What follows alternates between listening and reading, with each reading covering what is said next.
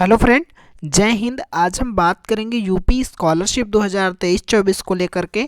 Scholarship गलत form final submit कर दिया, ऐसे सही करें।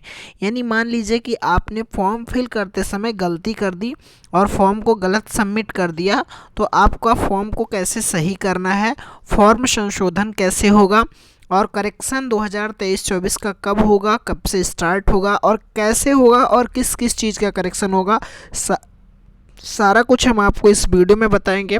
उससे पहले डियर स्टूडेंट, मैं आपको बताऊं कि अगर आप इस चैनल पर नए हैं तो चैनल को सब्सक्राइब कर दीजिए, वीडियो को लाइक एंड शेयर कर दीजिए, जिससे आने वाली हर एक वीडियो आपको टाइमली मिलती रहे। इस चैनल पर आपको यूपी स्कॉलरशिप से रिलेटेड हर एक अपडेट मिलती है, चाहे वो कोई न्यूज़ हो या फिर फॉर्म कैसे फिल करना है, करेक्शन कैसे करना है, स्कॉलरशिप कब आएगी, सारा कुछ हम इस चैनल पर बताते रहते हैं टाइम बाय टाइम। ठीक है स्टूडेंट, देखिए सबसे पहले आपको सर्च करना है यूपी स्कॉलरशिप, जो कि यूपी स्कॉलरशिप की ऑफिशियल वेबसाइट होती है, कुछ इस तरह से होती है। इस पर आपको क्लिक करना है। क्लिक करने के बाद आपके पास कुछ इस तरह का पेज ओपन हो जाता है। यूपी स्कॉलरशिप की ऑफिशियल वेबसाइट ओपन हो जाती है। ऑफिशियल वेबसाइट ओपन होने के बाद में आपका स्टूडेंट वाला ऑप्शन आता है। यहाँ से आपका रजिस्ट्रेशन, फ्रेश और रिन्यूअल, तीन तरह के ऑप्शन ओपन हो जाते हैं, रजिस्ट्रेशन, फ्रेश और रिन्यूअल।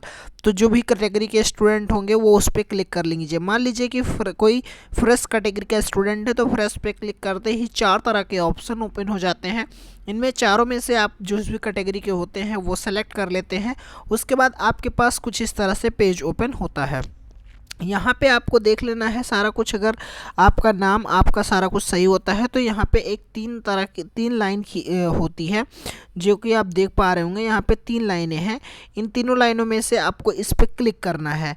जैसे आप इस लाइनों पे क्लिक करते हैं, क्लिक करते ही आपके पास कुछ ऑप्शन ओपन होते हैं, जहाँ पे आता है आवेदन पत्र को संशोधित करें। आवेदन पत्र को संशोधित करें वाले पे क्लिक करके आपको, जैसे आप उस पर क्लिक करते हैं, जब करेक्शन डेट स्टार्ट होती है तो आपके पास कुछ इस तरह का डिटेल्स ओपन हो जाती है। यहाँ पे आपका लिखा हुआ आ जाता है कि छात्रवृत्ति एवं शुल्क प्रतिपूर्ति ऑनलाइन प्रणाली। उसके बाद में सारी डिटेल आपकी ओपन हो जाती है यहाँ से। उसके बाद जो भी आपका करेक्शन, मान लीजिए सबसे पहले करेक्शन कब होता है, करेक्शन तभी होगा जब आपका स्टेटस दिखाना स्टार्ट हो जाएगा। तो स्टेटस आपका 20 जनवरी से दिखाना स्टार्ट होगा, जो कि दोबारा से ऑफिशियल अपडेट आई थी। उसके अकॉर्डिंग आपका जो स्टेटस दिखाना स्टार्ट होगा वो आपका 20 जनवरी से स्टार्ट होगा, और जो आपका करेक्शन होगा वो 2 फरवरी से लेकर के 9 फरवरी, यानी केवल 7 दिन के लिए होगा।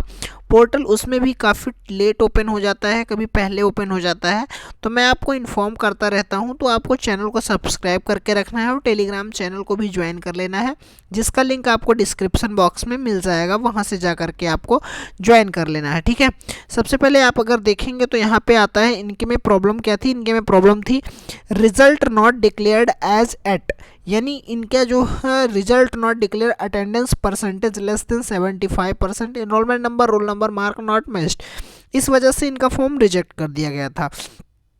देखिए क्या होता है कि रिजल्ट नहीं आया होता है, और अगर आप फॉर्म को फिल कर देते हैं तो रिजल्ट नॉट डिक्लेयर्ड एट करके फॉर्म फिल कर देते हैं। जब आपका रिजल्ट आता है तो आपको अपना रिजल्ट की डिटेल्स अपडेट करनी होती है कि आपके कितने नंबर आए हैं। ठीक है, उसके बाद आपको एक चीज़ का विशेष ध्यान देना होता है कि अपने कॉलेज में कंफर्मेशन कर लेनी होती है कि आपका जो अटेंडेंस परसेंटेज है वो 75% होना चाहिए। अगर 75% से कम होता है तो आपकी स्कॉलरशिप नहीं आती है, फॉर्म को रिजेक्ट कर दिया जाता है।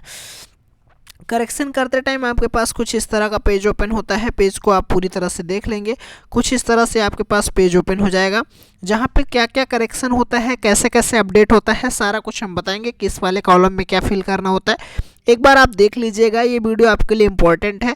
आप मान लीजिए कि आप में कुछ गलत है, किसी में कुछ गलत है, तो आप अगर वीडियो को पूरा देख लेंगे तो आपको पता चल जाएगा किस कॉलम में क्या फिल करते हैं, तो आप दूसरे को भी बता सकते हैं। ओके स्टूडेंट, तो मैं आपको बताऊं, सबसे पहले आप यहाँ पे जाते हैं तो यहाँ पे आपके पास एक ऑप्शन आता है। पहला ऑप्शन जो सबसे पहला कॉलम होता है, उसमें आपको जाति प्रमाण पत्र जारी करने का दिनांक, मान लीजिए आपका किसी कारण बस आपने पहला कॉलम में मतलब जाति प्रमाण पत्र जारी करने का जो दिनांक है वो आपका गलत हो गया है, तो यहाँ पे वो चीज़ें भरनी होती हैं। दूसरे नंबर कॉलम में बात करेंगे तो यहाँ पे जाति प्रमाण पत्र क्रमांक भरना होता है।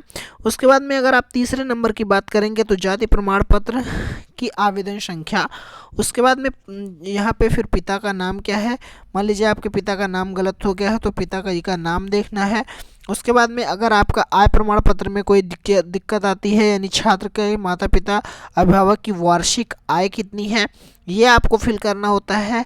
और मान लीजिए कि आप में कोई आय प्रमाण पत्र क्रमांक गलत हो गया या फिर जारी करने की तिथि गलत हो गई, तो ये मतलब आय प्रमाण पत्र और जाति प्रमाण पत्र की सारे डिटेल सही हो जाती हैं। अब यहाँ पे देखिए अनुमोदित वार्षिक नॉन रिफंडेबल अनिवार्य शुल्क, यानी कोई स्टूडेंट अगर मान लीजिए फॉर्म को फिल किया करेक्शन के, उसको करेक्शन क्या करना है फीस का।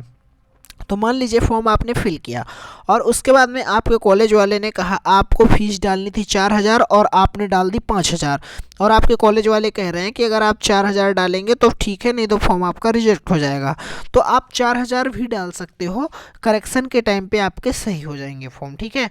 तो 9 नंबर में ये ऑप्शन होता है। उसके बाद अगर बात करें 10 नंबर की, तो आपके बैंक अकाउंट की कोई डिटेल अगर गलत है तो आप बैंक की कोई भी डिटेल सही कर सकते हैं IFSC कोड।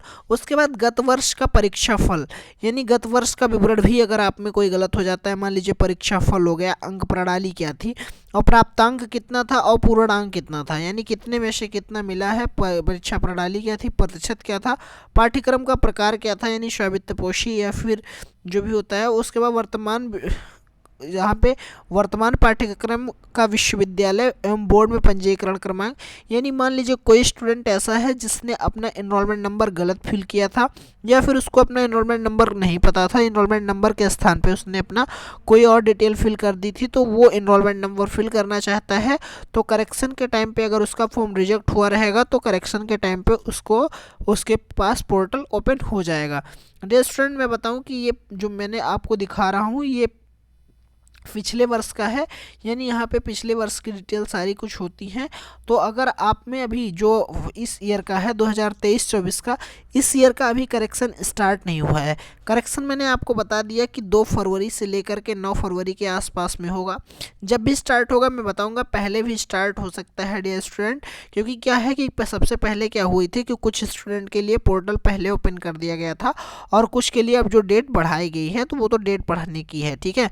तो जैसे पोर्टल ओपन होगा आपको इन्फॉर्म करूंगा, आपको करेक्शन करके फॉर्म को फाइनल सबमिट करके कॉलेज में सबमिट कर देना है। अगर आप किसी भी चीज़ का करेक्शन कर रहे हैं तो फॉर्म को अपने कॉलेज में सबमिट करना कंपलसरी है। अगर कॉलेज में सबमिट नहीं करेंगे तो फॉर्म आपके दोबारा से रिजेक्ट कर दिए जाएंगे। करेक्शन उन्हीं स्टूडेंट को करना होता है जिनका फॉर्म कॉलेज से रिजेक्ट हुआ होता है या DWO से रिजेक्ट हुआ होता है किसी न किसी रीजन की वजह से।